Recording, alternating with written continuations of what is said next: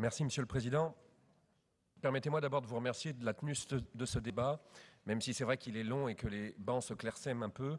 Je crois que c'était un débat intéressant, important, et qu'il devra continuer aussi jusqu'à l'adoption définitive de cette loi, voire sa transformation future. Ce projet de loi s'inscrit dans un contexte, et il me semble important de le rappeler, un contexte de crise énergétique, crise alimentaire, crise écologique, crise économique, finalement, crise financière, encore qu'on puisse en discuter, crise qui dure, crise qui ne date plus d'hier, malgré le retour des aventuriers de la croissance perdue. Non, cette crise est installée, et elle est installée pour longtemps, les décennies qui viennent sans doute, et c'est le contexte dans lequel nous devrions travailler à une réforme des institutions françaises. Cette crise, ce contexte aurait dû nécessiter une simplification administrative, une diminution du nombre d'échelons du fameux millefeuille français, une augmentation de la cohérence des politiques publiques. Les collectivités territoriales sont aussi les moteurs puissants de l'activité économique et de l'emploi local, notamment à travers leurs investissements, bien évidemment. Mais c'est aussi un contexte de crise démocratique et de crise de la représentation, avec une augmentation de l'abstention, et je ne vais pas revenir sur toutes les conséquences de ce qui s'est passé ces dernières années. Les institutions n'ont de pertinence que si elles sont au service des concitoyens. Les processus de décision n'ont de sens que s'ils contribuent à renforcer la démocratie. Les élus, et j'insiste là-dessus, ne peuvent réformer les institutions à leur propre profit ou pour préserver des précarés confortables.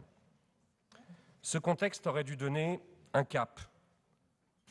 Qu'en reste-t-il dans cet avant-projet de loi ? À défaut de supprimer des échelons de millefeuille institutionnel, on en rajoute, puisque la loi précédente avait proposé pôle métropolitain ou métropole, fromage ou dessert. Là, on aura pôle métropolitain et métropole. Il augmente le flou sur les compétences. Il diminue la cohérence des politiques publiques. Simultanément, et le contexte est important, il s'exprime avec un recul sur des projets de loi, sur le cumul des mandats, sur le suffrage universel, sur les modes de scrutin, un recul sur la parité et la représentativité. En même temps, il n'y a pas de suppression de la loi de 2010, dite loi Sarkozy, qui avait été qualifiée à l'époque de loi de recentralisation et qui est ici quasiment intégralement gardée. Madame Grossetête se trompe. Elle parle d'immense déception, mais elle devrait plutôt être ravie d'un avant-projet de loi qui reprend ou qui ressemble beaucoup à la loi précédente.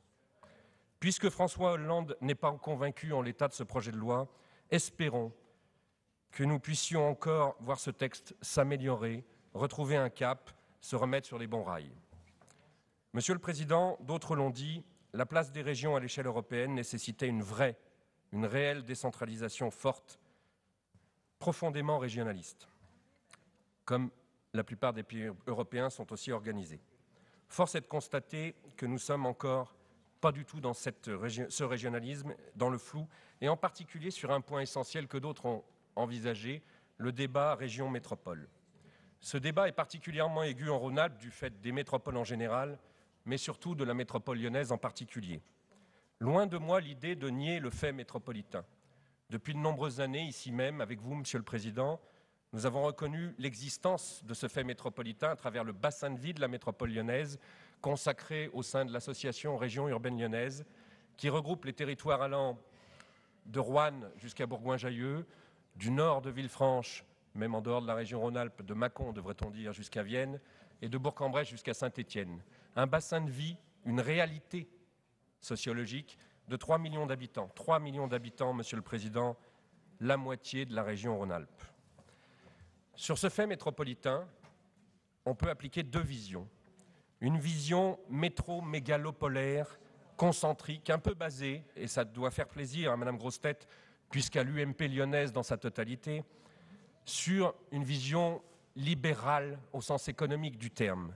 Une vision qui veut donner au plus gros le plus de moyens, le plus de concentration de pouvoir, le plus de dynamisme, en imaginant que les territoires lisières, j'emploie ce mot à dessein, Monsieur le Président, puisque vous avez fait référence à l'excellent roman d'Olivier Adam, les territoires lisières en garderaient les miettes, et plus le dynamisme serait gros, plus les miettes seraient grosses.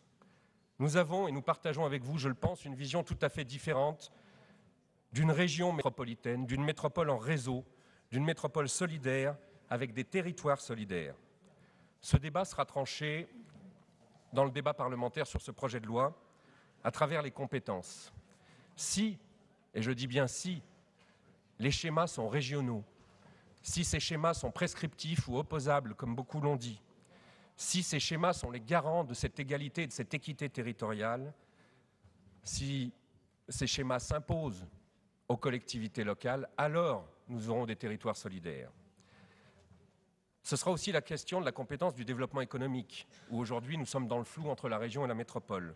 Si nous avons une vision hyper concentrique du développement économique autour des pôles de compétitivité, nous n'aurons pas du tout la même organisation métropolaire, plutôt métropolitaine, pardon, avec des territoires en réseau, avec des villes et des agglomérations, comme nous le défendons en Rhône-Alpes depuis longtemps, moyennes, qui sont les moteurs d'un développement économique et d'une relocalisation de l'économie que nous appelons de nos voeux. Une économie de transition, nous y croyons. Un mot sur les transports, très rapidement pour dire que ce projet de loi, puisque nous avons la version 9 ou 10, je ne sais plus, a beaucoup évolué et que, à travers ces évolutions, nous avons vu tout et son contraire. Nous en arrivons à quelques bribes concernant le ferroviaire, alors qu'il est prévu une loi ferroviaire d'ici la fin de l'année. C'est une excuse, d'ailleurs, un prétexte peut-être. Il aurait peut-être été plus simple de tout supprimer et de faire une vraie loi ferroviaire cohérente plutôt que d'en garder quelques bribes. Avec une vision d'un certain chef de fila pour la région, de l'intermodalité. Et je crois que c'est un élément positif et essentiel, comme d'autres l'ont dit, celui de la coordination des politiques de mobilité à l'échelon de la région et celui donc de l'égalité et de l'équité des territoires. Et enfin, un dernier mot sur un anachronisme, pour reprendre votre mot, Monsieur le Président, celui des fonds européens qui seraient confiés aux régions par la loi, mais seulement jusqu'en 2020. A-t-on déjà vu une loi qui fixe un terme? Peut-être qu'il faudra la réviser d'ici là pour savoir si on continue. Jean-François Debat l'a dit, c'est un vrai recul sur les ressources. Et il n'y aura pas de régionalisation sans les ressources qui vont avec, bien évidemment. Monsieur le Président, je voudrais faire référence à votre courrier à Madame la Ministre, certains l'ont cité aussi, sur la version 5, si je ne m'abuse, de l'avant-projet de loi qui était à fin 2012. Depuis ce courrier, qui était particulièrement pertinent et que, nous vous l'avons dit, nous soutenions particulièrement, l'avant-projet de loi a reculé. Enfin, du moins, c'est le sentiment que nous avons. Celui qui est actuellement en nos mains est encore plus loin des propos que vous mettiez dans votre courrier que le précédent. Les potentats locaux et aussi, je crois, les fonctionnaires d'État ont convergé assez fortement pour affaiblir la décentralisation, pour augmenter le maquis des compétences auxquelles faisait référence Jean-François Debat, pour augmenter le saupoudrage et au final, pour recentraliser. En conclusion, j'ai envie de rebondir aux propos de Jean-François Debat. Il n'y aura pas de décentralisation sans un renforcement clair du couple région-intercommunalité, avec une vraie décentralisation des compétences de l'État vers les régions, avec un vrai rôle des régions, garant de la solidarité et de l'égalité des territoires. Je crains, à ce propos, que cette loi de décentralisation de la main droite, si elle n'est pas largement corrigée par le Parlement, devra être rééquilibrée par la loi égalité des territoires, déjà nommée loi Duflot, de la main gauche, qui devrait voir le jour à l'automne. Après vous avoir entendu, Monsieur le Président, et Monsieur le Vice-président, même s'il a dû nous quitter, après avoir confirmé notre plein accord sur bon nombre de points de vue ce matin, une telle communion de points de vue que je n'ai pas du tout ressenti dans l'expression des autres groupes, ni même dans tous les groupes de la majorité, j'ai presque envie, Monsieur le Président, de vous inviter à rejoindre les bancs d'Europe Écologie Les Verts. Merci. Oui, à ce stade, je veux excuser Jean-François Debat qui est parti vers